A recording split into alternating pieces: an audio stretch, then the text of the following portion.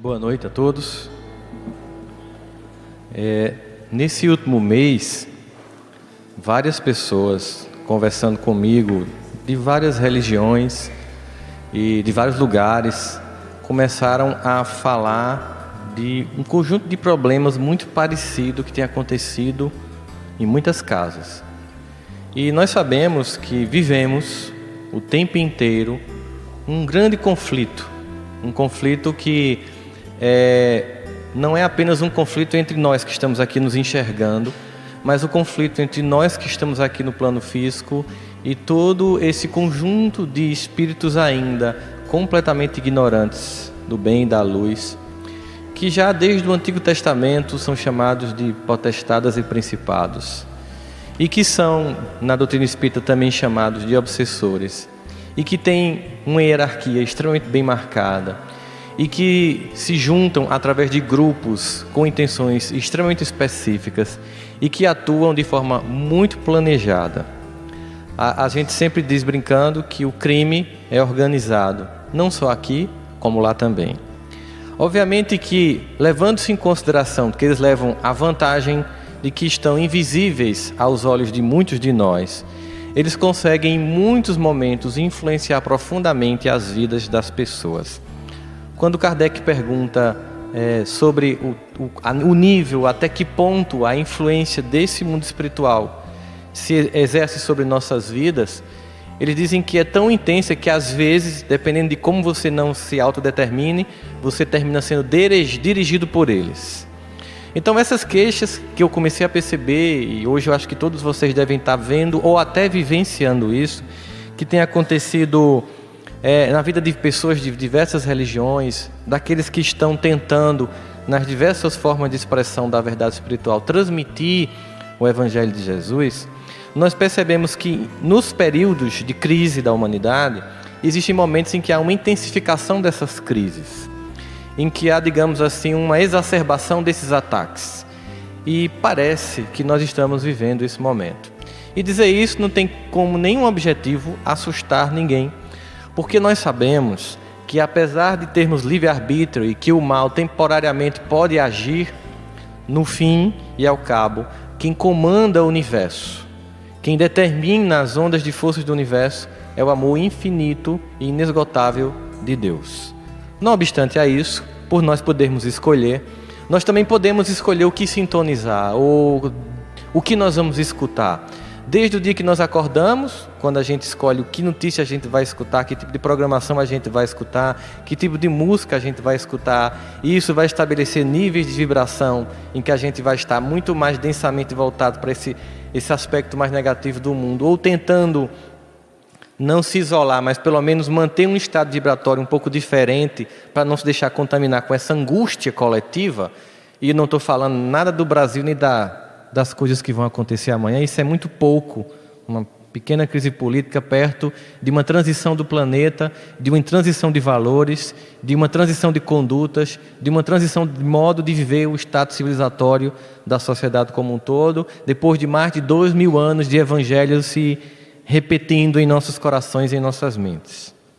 Portanto, pensar que o lugar privilegiado para que você possa desestruturar qualquer conjunto social é pensar que isso acontece com o corpo.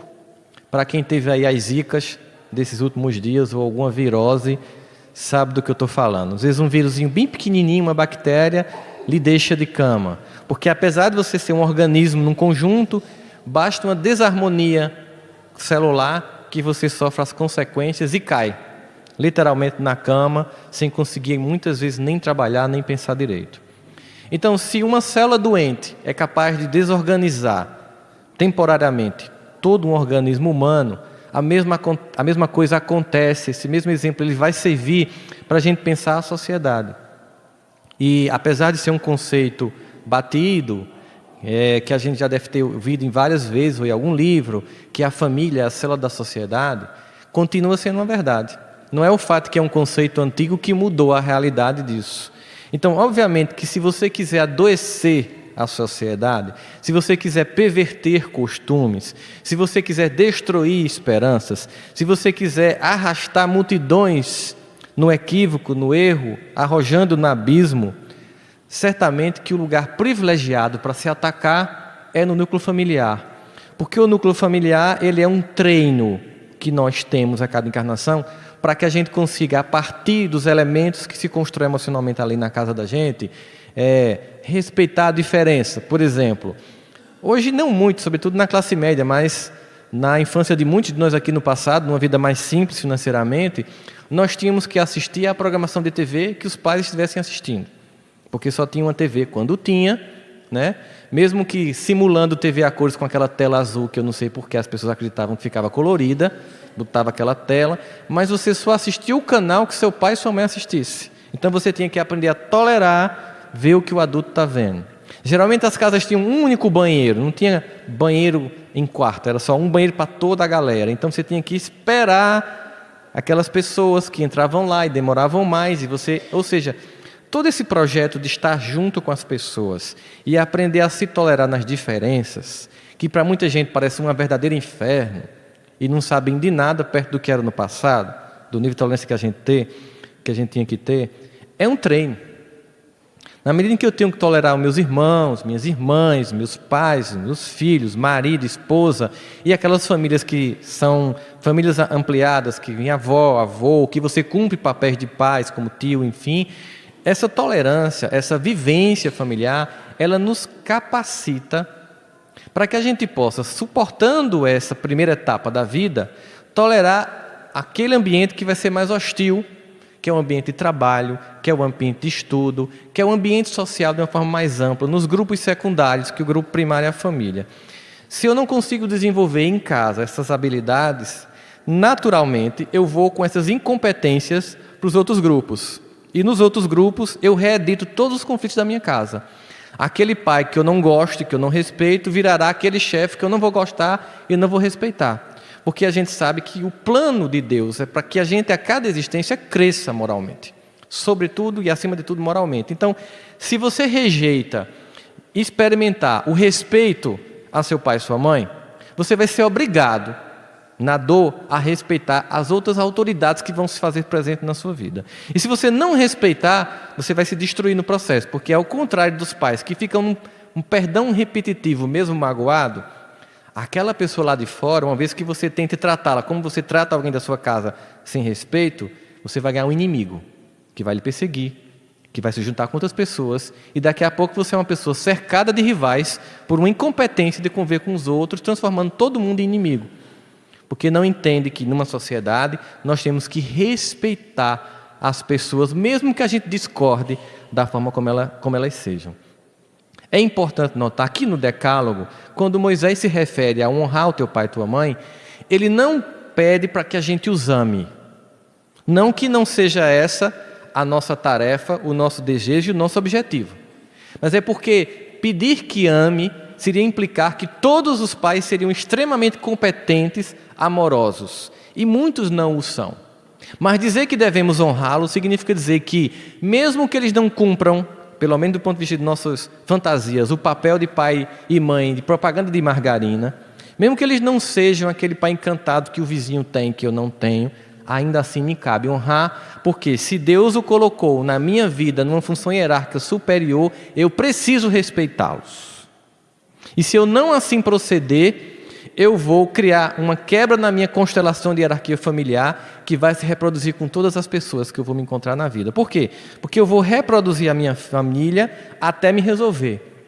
Foi estudando essas questões que, durante a construção da teoria psicanalítica, Freud criou o conceito de projeção psicológica. Ou seja, as minhas experiências parentais vão criar um modelo psicológico de conduta, de comportamento. E toda vez que eu for conviver com outra pessoa, eu vou conviver a partir da minha experiência primeira. Eu vou projetar. Por isso que muitas mulheres ou muitos homens terminam, muitas vezes, por exemplo, tem um pai que não suporta e quando pensa que não, casa com um homem igual ao pai. Tem uma mãe que não se dá bem quando pensa que não, casa com uma mãe igualzinha à mãe. Uma mulher igualzinha à mãe. Por quê? Porque você não pode fugir. Essa é a verdade. Não pode fugir. Fica adiando.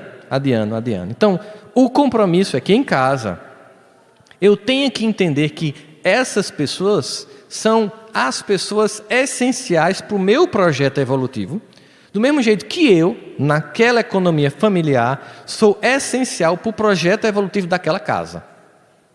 Acontece que em toda família as pessoas criam estereótipos.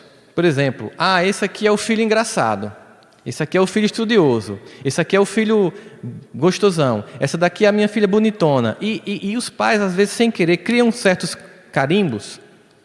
E esses carimbos, às vezes, eles constrangem porque não representam o indivíduo na totalidade. É aquela uma expressão da personalidade, talvez a mais destacada, mas o indivíduo não é só aquilo.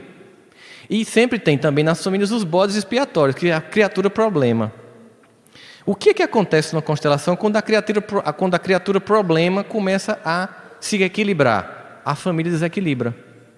Porque é como se a criatura que é problemática, no momento que ela resolve se autodeterminar e se equilibrar, ela devolve para a família a loucura que é coletiva, que estava só nela. Ela não quer mais ser o bode expiatório, isso aqui é um problema familiar, porque nós não estamos à toa naquela constelação familiar, naquele ambiente, com aquelas pessoas.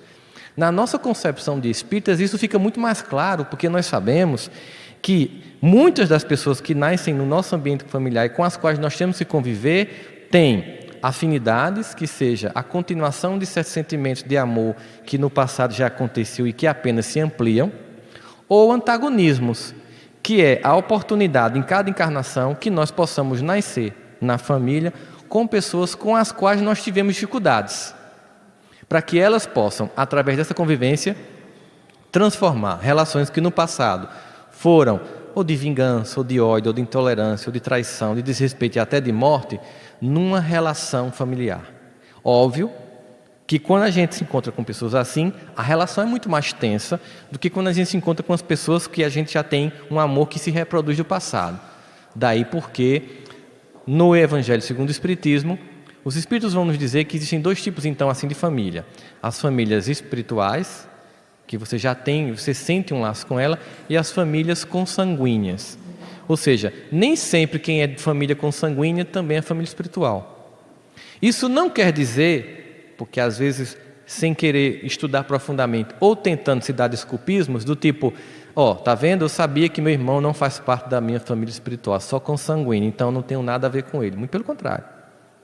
Ele nasceu na sua família consanguínea porque a partir daquela encarnação ele vai fazer parte da sua família espiritual. Não negue isso. Essa é a realidade posta. O momento é este para que aquela criatura e você em relação a ela se torne família espiritual. Então dizer que há uma família consanguínea espiritual não é dizer que quem a gente não sente como família espiritual, nós não temos nada a ver, aparta-te de mim porque você não faz parte da minha trajetória de família que vem do passado. Não. Você está aqui para reconfigurar. E óbvio, toda vez que alguém acrescenta na minha família e eu conquisto pelo amor e pelo perdão, eu aumento a família, eu aumento a escala de amor, eu aumento o fecho de varas, que é muito mais difícil de quebrar do que quando você está só. E se nós somos atacados insistentemente pelo plano espiritual inferior, quanto mais fortalecido nós estivermos, mais difícil será a possibilidade da queda. Mas se estivermos dispersos, com ódios mútuos, de indiferenças, nós ficaremos todos isolados e completamente vulneráveis aos ataques mais simples. A gente cai, porque a gente está completamente vulnerável nesse contexto. Óbvio que viver em família não é uma tarefa fácil, porque ao contrário das pessoas lá de fora, a gente pode, quando dá 5, 6 horas, terminar o expediente e, graças a Deus, não aguento mais olhar para a cara dessa nojenta, aí vai para casa.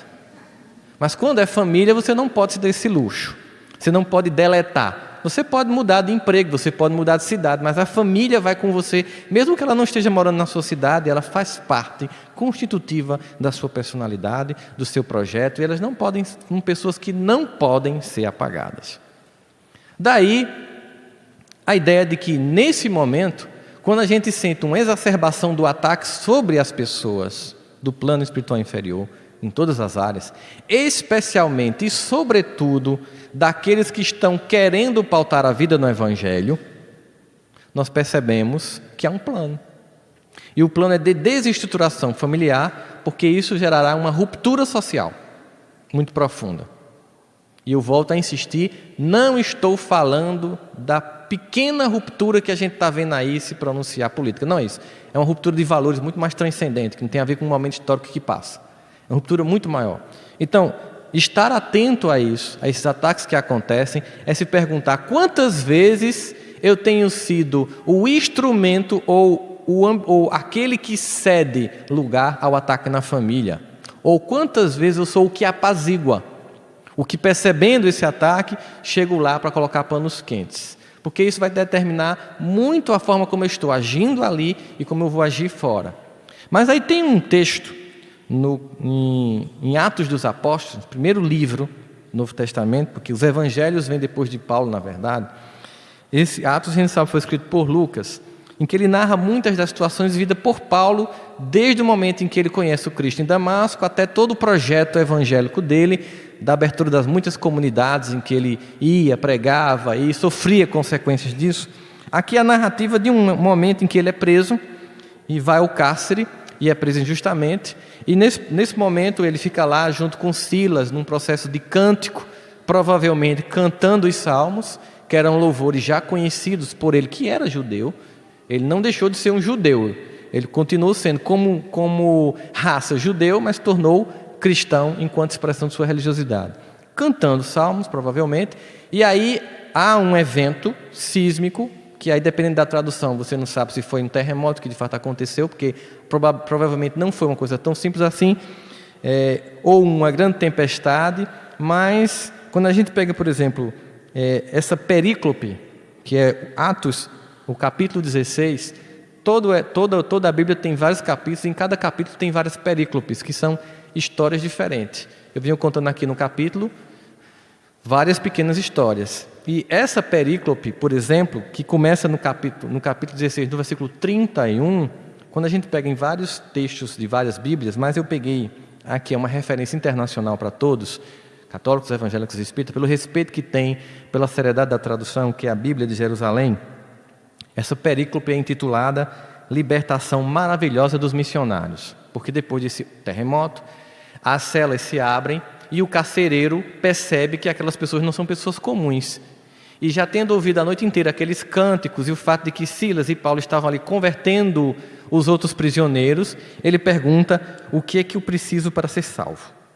E aí Silas e Paulo dizem: crê no Senhor Jesus Cristo e será salvo tu e tua casa. Quando a gente tira do contexto essa frase, a gente pode criar uma falsa impressão de que mesmo que na minha casa a maior parte das pessoas estejam vivendo uma vida equivocada, se eu estiver com uma vida equilibrada, eu vou resolver a vida de todos.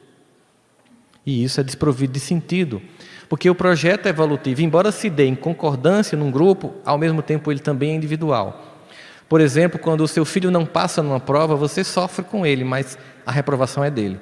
A dor maior é dele, se ele tiver um mínimo de consciência. Senão você fica sofrendo e ele bem tranquilo, vai para o shopping, né? Depende de como você está educando seu filho. Então, as dores a gente até sente enquanto família, mas aquela pessoa que está passando sente mais. Isso não quer dizer, numa visão simplista, que a minha fé vai resolver a não sintonia espiritual dos outros. Porque a gente vê o próprio Paulo falando numa carta, em 1 Coríntios, no capítulo 7, versículo 16, o seguinte: porque de onde sabes, ó mulher, se salvarás o teu marido? Ou de onde sabes, marido, se salvarás a tua mulher? Claro, o conceito de salvação na visão espírita não é nós temos uma única vida, terminou, vai ser salvo, vamos para o inferno, outros vão para o céu. Não. É uma ideia de que nesse projeto, quando eu estou em sintonia, até que ponto eu posso interferir na vida dos meus familiares para ajudá-los a melhorar a condição de sintonia com o alto, a ser um instrumento que possa ser visto como alguém que começa a fazer uma mudança de comportamento sensível, perene, mais significativa, a ponto de eu começar a identificar, poxa, o caminho que ele está fazendo está sendo mais interessante do que o meu. Por que eu não começar a sair dessa minha zona de desequilíbrio e ir ao encontro desta criatura que começa a mostrar um equilíbrio diferente? Então, que tipo de representante eu vou ser naquela família? Porque se eu sou alguém que diz seguir o Evangelho, eu tenho que mostrar que aquele Evangelho, ele causa transformação. Que muita gente chamaria de conversão de alma, que hoje se reduziu a um conceito simplista de mudar de religião. Você mudou de religião, converteu-se a uma nova religião. Isso é muito simples. Você, na verdade, quando muda, você adere a um conjunto de dogmas de um outro princípio de espiritualidade. Mas a conversão se dá, de fato, quando em qualquer uma dessas, quando você sintoniza com aquele evangelho, você começa a pautar sua conduta de um modo diferente. O que não é simples, porque veja, a conduta majoritária do planeta é equivocada, é pervertida em valores, é moralmente relativista demais. De modo que quando você tenta manter uma conduta que nem é muita grande coisa, com pouco equilíbrio, já começam a tirar onda com sua cara. Ei, metida a santo. Está pensando que é o quê? Madre Teresa, Chico Xavier? Qualquer atitude pequena sua de tentar não reproduzir o equívoco do coletivo, já é por esse coletivo que começa em casa a ser rechaçado. Para quê? Para que você desista, para que você mantenha o pacto da mediocridade. É igual quando os alunos bagunceiros ficam brincando com o nerd, chamando de nerd, isolando ele para que ele se sinta completamente incapaz por não fazer parte do grupo, e ele termina desistindo e indo lá para trás ficar no chafurdo com todos. Então, resistir numa conduta reta é uma coisa que, por si só, já é um desafio. E fazer isso em casa, um desafio maior porque ele é cotidiano. Bom, fica claro então que tu e tua casa será salvo, em Atos 16:31, não significa dizer que eu vou fazer a tarefa dos outros. Mas também nós podemos entender que, certamente, se eu não posso mudar a vida dos outros, eu tenho que entender também que se pelo menos um na casa estiver equilibrado, isso vai repercutir na casa. Se eu tenho uma família de, 10 pessoas e todos estão em desequilíbrios, é muito mais complicado do que se um começar a equilibrar, porque ele pode começar a ser o eixo sobre o qual todos os outros vão começar a se centrar para buscar a rota do equilíbrio, mas cada um fazendo a sua tarefa. Então, Emmanuel, ele resolve então aprofundar na sua exegese evangélica desse capítulo de Atos as situações comuns que nós vemos em todos nós nas nossas experiências.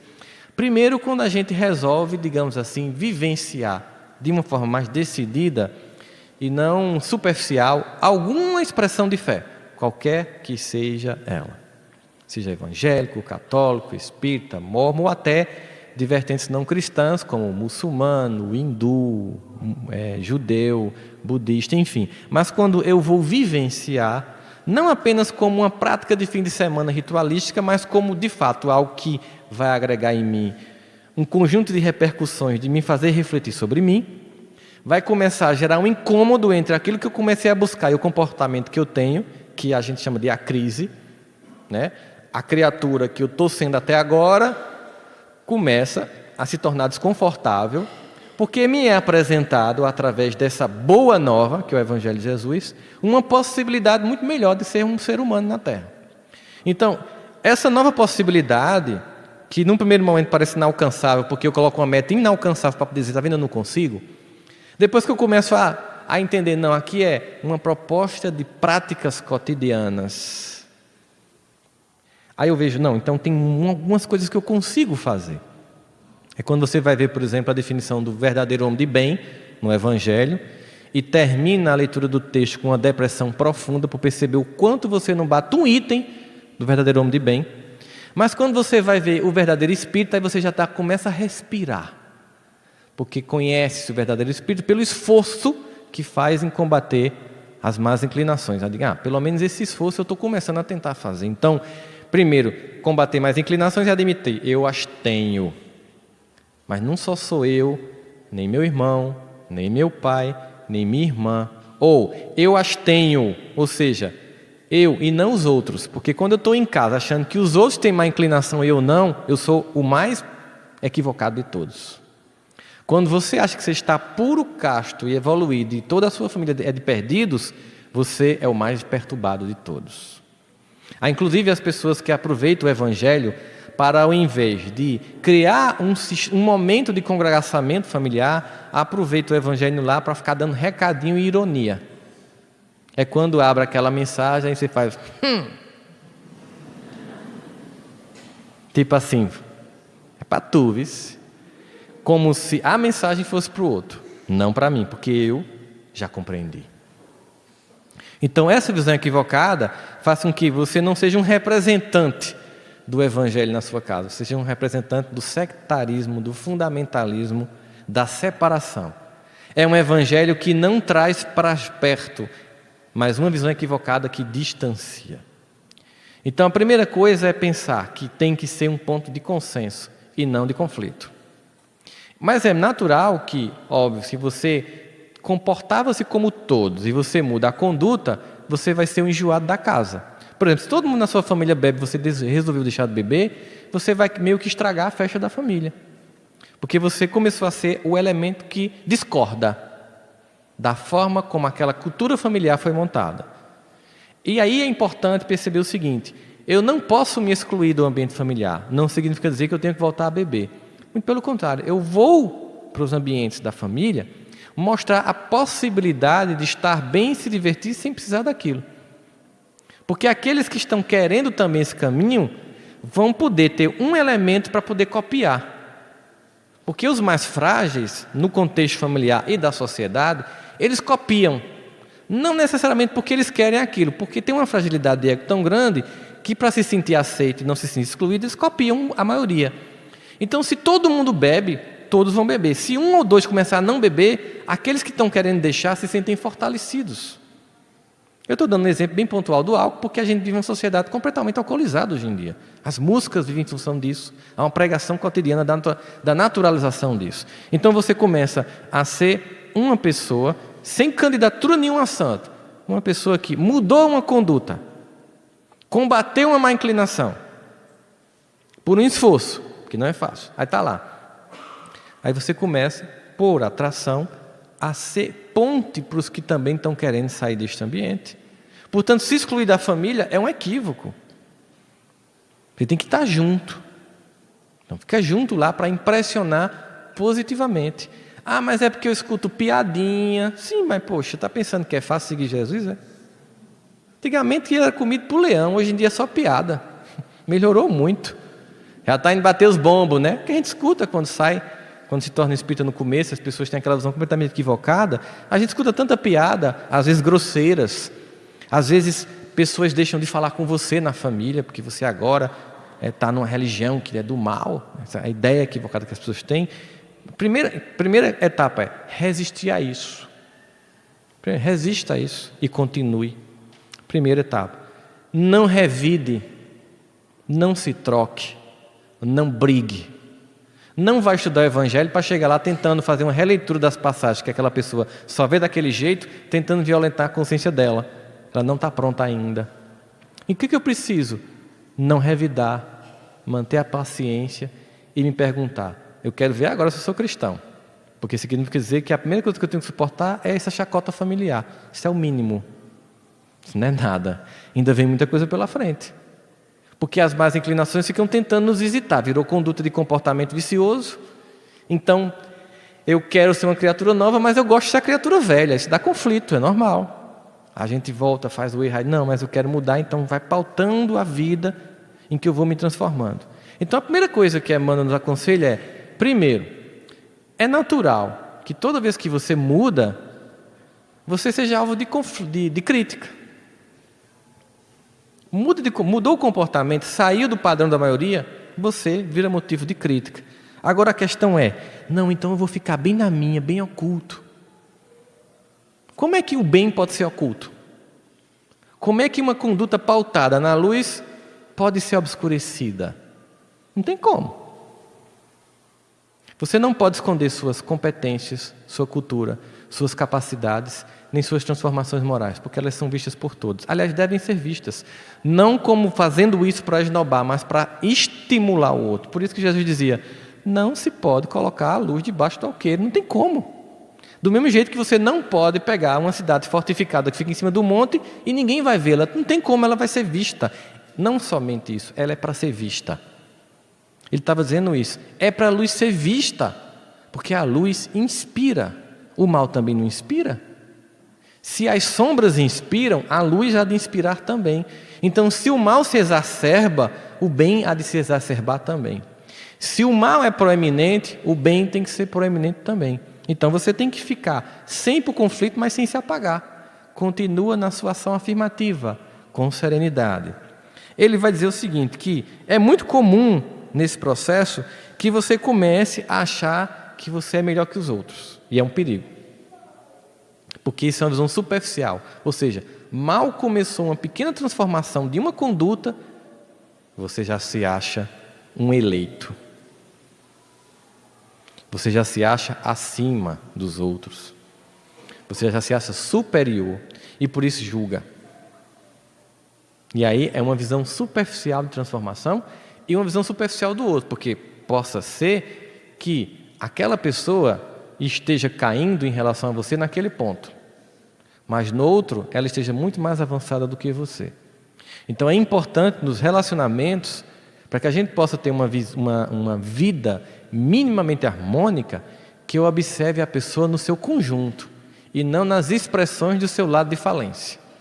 Porque todos nós temos as competências e as incompetências. Se eu focar nas incompetências do outro, obviamente, eu começo a só focar na minha competência. Isso é uma distorção. Então é preciso avançar. Então ele vai dizer o seguinte, que primeiro capítulo a ser vencido dentro do lar, e ele vai dizer qual é a motivação dessa sensação. Ele diz o seguinte, pontualmente aqui: tal incompreensão, todavia, demonstra que os princípios evangélicos desse novo convertido enfeitam apenas a zona intelectual, sem lhes penetrarem o âmago do coração. Óbvio. A primeira coisa que nos impressiona numa mensagem redentora é o próprio efeito intelectual dela, a lógica transcendente. Aquilo chama a atenção da gente. E quando se trata, por exemplo, de doutrina espírita, dado o fato de que ela não se permite ao fundamentalismo e à falta de razão, e é pautada num critério de racionalidade muito simples e que não se permite a distorção, aquelas almas que estão cansadas de visões não das religiões, mas de alguns religiosos que passam aquilo distorcido e equivocado, no momento em que chegam num ambiente que vem um discurso de lucidez, de serenidade, de fraternidade, de encontro, de não ataque às outras religiões, uma alma mais lúcida, ao observar esse contexto apresentado pela doutrina espírita, se encanta. Intelectualmente, no primeiro momento, é encantador. Se ele vai a um estudo mais profundo e começa a ver toda a trajetória da construção, das perguntas e respostas, do cuidado daqueles que fizeram parte no primeiro momento, da codificação, dos conceitos ainda revolucionários que são trazidos, é intelectualmente impactante, mas não pode parar por aí. Por isso que o próprio Kardec, ele reproduzindo Jesus quando disse: conhecereis os meus discípulos por muito se amarem, ele ampliando esse conceito, porque era uma era de razão, não porque estava corrigindo Jesus, longe disso, mas porque já era uma era de razão, ele diz: espírita, amai-vos, e espírita, instruí-vos. Ou seja, é preciso que o sentimento e o conhecimento consigam andar lado a lado. Porque um sentimento hiperdimensionado sem razão vira alguém que é muito boa, muito doce, mas tem pouca competência para agir, intervir no mundo, na coletividade. Se você só tem conhecimento, mas não tem emoção, a sua ação pode ser na coletividade nefasta. É preciso que as duas asas estejam equilibradas. Então, se você começa a se sentir excluído na família, é porque você foi tocado pelo Evangelho apenas intelectualmente. Porque se você for tocado emocionalmente, você não se sente excluído na família. Você entende a família. Você entende, eu já estive nesse ponto de olhar para o outro que está em transformação e acusá-lo de metido a santo. Eu já disse tudo isso, eu já pensei assim, eu já fui assim. Qual é o meu papel agora? É ajudar para que eles despertem e não me irritar, porque eles não despertaram neste ponto da vida. Então, ao invés de ser um evangelho que me exclui, é um evangelho que me aproxima. E mais, com a paciência de entender o tempo e o processo de cada um. Porque nós não acreditamos apenas no que nós queremos, nós acreditamos naquilo que nós podemos. Às vezes você até quer acreditar, mas não pode. Muita gente até pode, mas não quer. Então tem o tempo de cada um chegar para perceber e se permitir acessar aquela verdade do Evangelho. Você vai ter que ter paciência, estar junto, estar próximo. Eu gosto muito de contar a história que foi contada por Luiz Cláudio Costa aqui quando veio a Campina Grande da primeira vez, de uma jovem que fazia parte do centro espírita que ele dirigia lá em Viçosa, que fazia parte de uma família de pastores evangélicos e missionários durante muito tempo, e a filha desta família se tornou espírita. Então, obviamente, que foi um constrangimento, né, para aquela família que tem uma visão equivocada do que vem a ser espiritismo. E durante muito tempo, aquela jovem meio que foi para o embate com a família, não resultando, obviamente, em nada. Depois de um tempo, ela desistiu e resolveu apenas seguir o caminho dela. Passaram-se anos até que um dia o irmão, encontrando ela em casa, na cozinha, disse: irmão, eu queria falar com você sobre o que aconteceu no passado. Você sabe da tradição da nossa família, na nossa cidade, no meio evangélico, que você se tornou espírita, gerando um profundo constrangimento para todos nós. Aí ela, já muito mais serena, procurando realmente se transformar e não empurrar e não tentar violentar a consciência de ninguém, ela disse: mas não foi meu objetivo, eu estava em busca e eu me encontrei lá. Ele disse: pois é, essa coisa de se encontrar lá hoje é uma coisa estranha para mim. Ela disse: por quê, meu irmão? Porque veja só, desde que você se tornou espírita, você se tornou uma pessoa melhor, e isso é estranho. Por quê? Porque como é que uma coisa ruim pode transformar a pessoa numa pessoa melhor? É incoerente, não é verdade? Existe um princípio bíblico que os nossos irmãos evangélicos entendem e é coerente, né? Aquilo que Jesus conhece, a árvore por um fruto que dá, que o reino não trabalha contra o reino. Ou seja, o reino do mal não pode provocar o bem, porque ele trabalharia contra o próprio reino do mal. Do mesmo jeito, o reino do bem não poderia provocar o mal, porque ele estaria trabalhando contra o próprio reino do bem. E ele dizendo isso à irmã: logo, se você ao se tornar espírita se tornou uma pessoa mais equilibrada, mais centrada, mais suave, mais amorosa, eu agora não posso mais dizer que espiritismo é coisa ruim. Eu não sei o que é, mas ruim não é. Aí ela se empolgou. Então vamos lá comigo, no centro? Ele disse: não, eu não vou com você no centro. Aí ela disse: por quê? Porque olha só, se eu estiver certo e só sendo evangélico a gente vai ser salvo, eu vou para o céu, você não vai. E se você estiver certa e tiver várias vidas, prometa a você, na próxima eu vou para o centro espírita com você. Ele, na verdade, criou uma boa solução para ele. Não tinha por que ele mudar de religião se ele estava centrado naquela religião, se ele se sentia bem e se naquela religião ele tinha se transformado como criatura. Então houve um diálogo de respeito, porque aquele diálogo foi travado não entre pessoas que estavam querendo se degladiar e puxar um para um lado do outro, mas por pessoas que perceberam as transformações que cada um executou. Então era um evangelho que não era mais intelectual, era um evangelho que era vivido. E ali, quando você suaviza, você quebra todos os discursos. Quando o indivíduo vem lhe atacar, você quebra todos os discursos.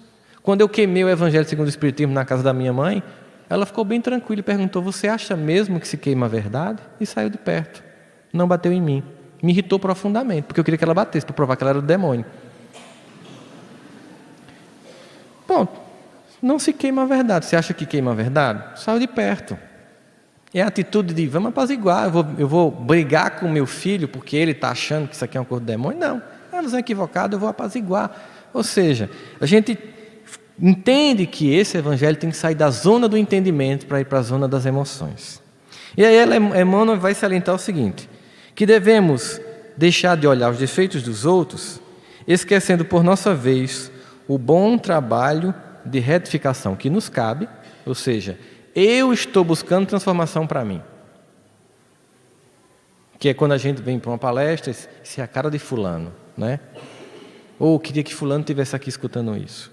Se você queria que fulano estivesse aqui escutando isso, fique tranquilo que ele vai ver depois no YouTube, você compra o DVD e leva. Mas você está aqui, é para você, é para nós. Isso aqui é para nós, não é para os outros. Certo? E o plano da bondade oculta. O trabalho de retificação que cabe em nós no plano da bondade oculta. Ou seja, o bem que eu vou fazer ao meu contexto familiar sem estar abaçando na cara. Sem estar querendo reconhecimento. Sem estar querendo palmas. Sem estar querendo medalha. Eu sou agora, neste momento, em algum ponto, o elemento mais lúcido da minha família. Eu tenho um compromisso com essas criaturas, almas que me foram irmanadas. Eu preciso ser um ponto de luz e não de conflito e discórdia. Este evangelho que eu busco não pode ser algo que venha trazer mais dor e conflito. Muito pelo contrário, que a partir de mim seja o elemento da coesão. Então Emmanuel vai dizendo ainda assim, que no lar, onde existe uma só pessoa que creia sinceramente em Jesus e lhe adapte aos ensinamentos redentores, pavimentando o caminho pelos padrões do Mestre, aí permanecerá a suprema claridade para elevação. Uma única criatura. Eu vou iluminar o caminho das pessoas com o meu equilíbrio, mas não vou fazer com que elas caminhem com essa luz. É uma escolha delas. Eu posso colocar uma luz no escuro e você não querer caminhar. Aí o que a gente faz? Apaga. Ah, tu não está interessando, não é? Não.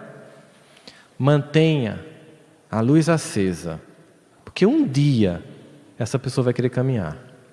Não existe nada que acontece de repente. O nosso próprio processo foi com idas e vindas.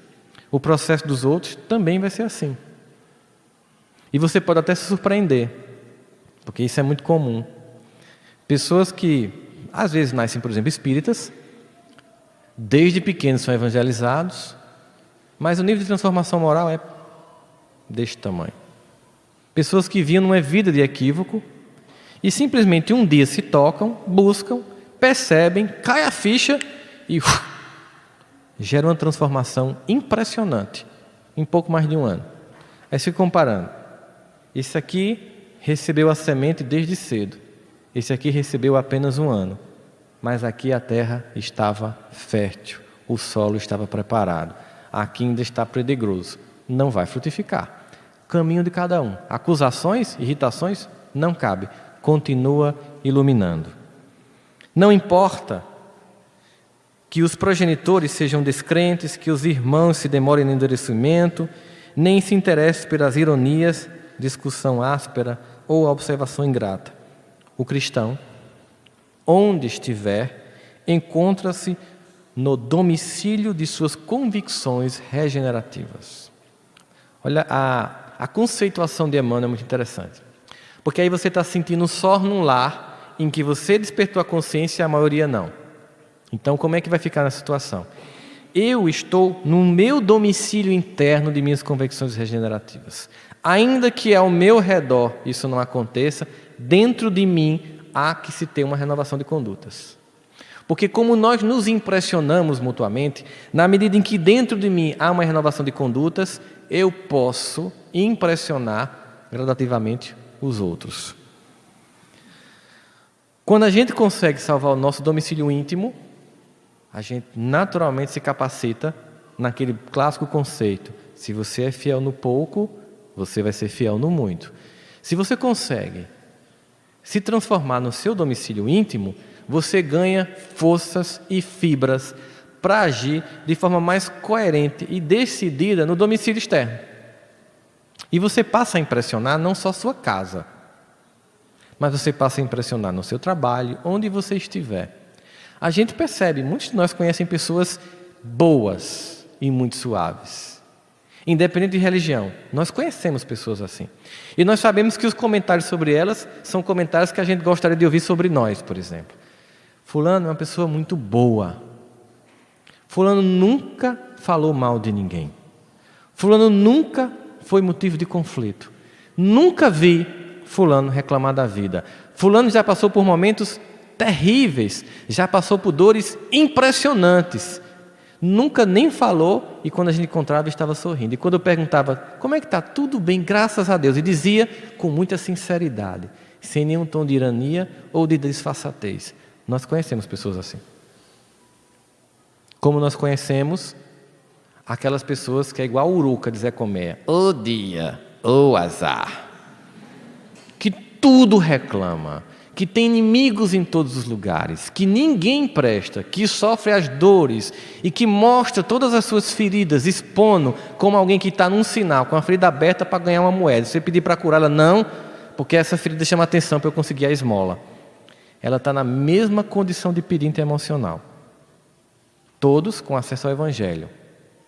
Mas um reage e outro apenas se toca intelectualmente. Essas pessoas boas, serenas, equilibradas, que não reclamam, que são doces, que sempre agradecem e que sempre sorriem, independente de qualquer religião que elas tenham, até às vezes nem têm. Ela nem segue uma expressão de religiosidade, elas são um evangelho vivo. Observe, você sente falta da presença delas. Ao contrário dessas outras que eu citei, que você sente necessidade da ausência delas. Você sente vontade de não encontrá-las. Você tem dificuldade de visitá-las. Quando elas vêm, você muda de calçada, porque você, lá vem, vai reclamar de tudo, aí você muda de calçada. Porque é uma pessoa, um uruca da vida. Então, a partir do momento que você consegue serenar, você se torna um evangelho vivo. E olha, se a palavra convence, como dizia Mahatma Gandhi, o exemplo arrasta. Você vê a pessoa e diz, que serenidade, que admirável a serenidade dessa pessoa. Às vezes é uma virtude, mas ela é tão marcada que você admira. Fulano nunca chegou perto de mim, nunca, desde que eu conheço, para falar isso de qualquer pessoa. E quando eu meto o pau nos outros, ele fica em silêncio. E nunca levou essa conversa adiante. Uma virtude. E você já admira. Veja que a proposta do Evangelho não é de instantânea santificação. Não. É, como diz lá no Evangelho segundo o Espiritismo, combate as más inclinações. É uma luta. E aí, ele vai dizer o seguinte para finalizar.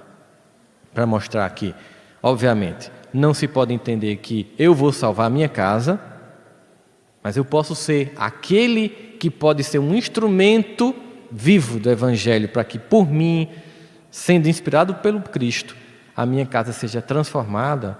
Ele vai dizer, basta uma estaca para sustentar muitos ramos. Uma pedra angular equilibra um edifício inteiro. Não te esqueças, pois, de que se verdadeiramente aceitas o Cristo e a Ele te afeiçoas, serás conduzidos para Deus, tu e a tua casa. E quando eu não consigo conversar? Porque o conflito é tão grande que o diálogo cessou. Esse diálogo cessou entre quem? Entre a minha alma eterna e a alma eterna da minha esposa, ou do meu pai, ou do meu filho, ou da minha mãe, ou cessou entre esses egos temporais? Entre João e Maria. João e Maria, casados, são egos temporais, mas eles são espíritos eternos. Quando o diálogo cessou, não adianta conversar. Se você for conversar, só piora. É hora do silêncio. E quando você vai para o silêncio, você tem que utilizar o grande instrumento, pouquíssimo utilizado por nós, na transformação das vidas nossa e dos demais. É a prece. Porque a prece, ou a oração, ou a reza, qualquer que seja o nome que a gente dê, a esse instrumento que nos conecta com o plano superior, é um instrumento de acesso ao coração daquela alma eterna. Eu não estou me entendendo com Maria, mas eu vou emanar amor e perdão num diálogo silencioso de prece. Prece sem pressa. Prece sem ansiedade. Prece sem fantasias de resultados instantâneos.